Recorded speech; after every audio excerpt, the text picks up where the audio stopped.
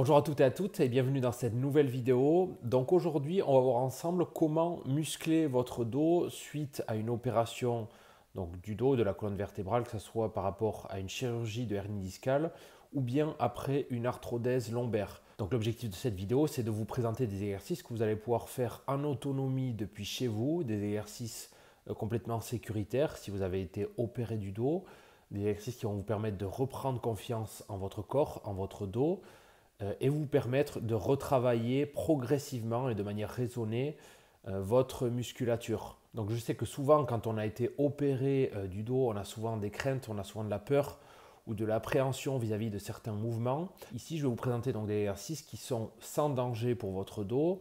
Ce sont des exercices de stabilité, de gainage dynamique, des progressions raisonnées. Vous allez voir, c'est tout à fait réalisable par tout le monde.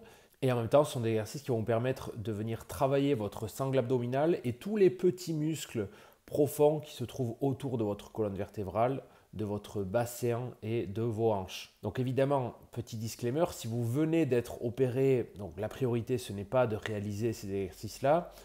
Souvent, on ne fait pas d'exercice avant 4 à 6 semaines.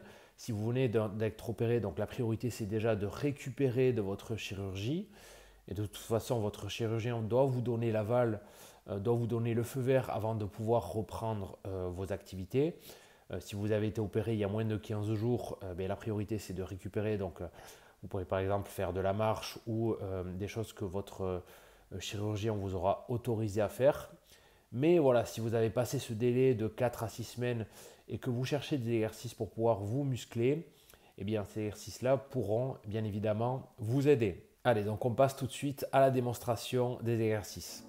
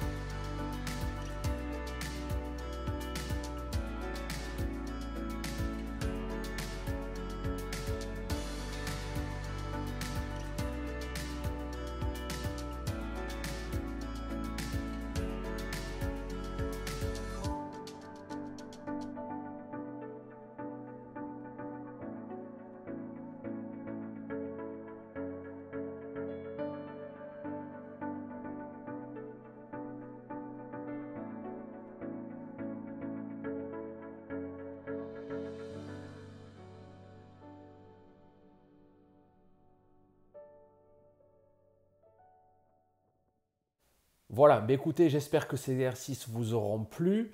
Donc, comme vous l'aurez compris, donc, ce sont essentiellement des exercices de stabilité qu'on va pouvoir faire avec ou sans bande élastique. L'idée ici, c'est surtout de se focaliser sur l'exécution, sur la qualité du mouvement, la qualité d'exécution de chaque geste. On va favoriser sur chaque exercice une bonne posture, on va favoriser un bon auto-grandissement. On va essayer de produire chaque mouvement de façon lente et contrôlée pour avoir un maximum de contrôle sur la position de notre corps. Et en ce qui concerne les exercices avec bande élastique, moi ce que je vous conseille, c'est de choisir une bande élastique de tension légère qui va vous permettre de vous offrir une résistance minimale pour bien ressentir les mouvements et pour vraiment travailler les petits muscles profonds. On ne va pas faire de la musculation, on va chercher à travailler les gros muscles superficiels, mais plus un travail d'endurance de ces petits muscles profonds. Donc en ce qui concerne la planification des exercices, comment vous allez pouvoir utiliser ces exercices?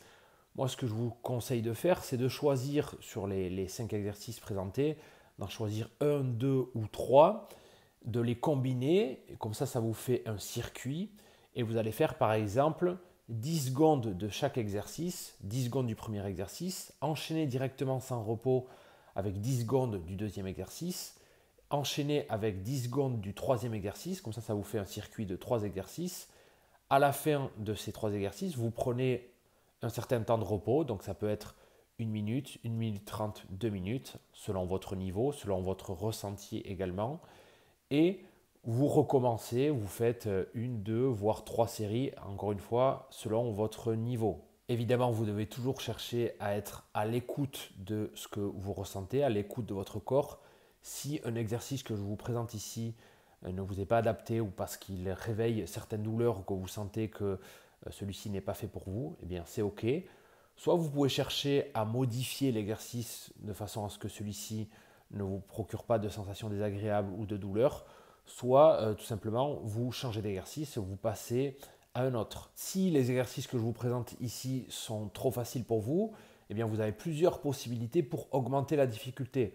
Vous pouvez soit augmenter le temps d'effort, donc au lieu de faire 10 secondes d'effort sur chaque exercice, vous pouvez faire par exemple 20 secondes d'effort. Vous pouvez également réduire le temps de repos. Et si là encore c'est trop facile, vous pouvez également augmenter légèrement la tension de la bande élastique ou alors vous écarter un petit peu plus du point d'ancrage de façon à ce que la tension de la bande élastique soit plus importante et que l'effort perçu soit également plus important. Évidemment, avec la programmation d'un programme d'exercice comme celui-ci, vous devez également chercher aussi à améliorer, optimiser votre mode de vie.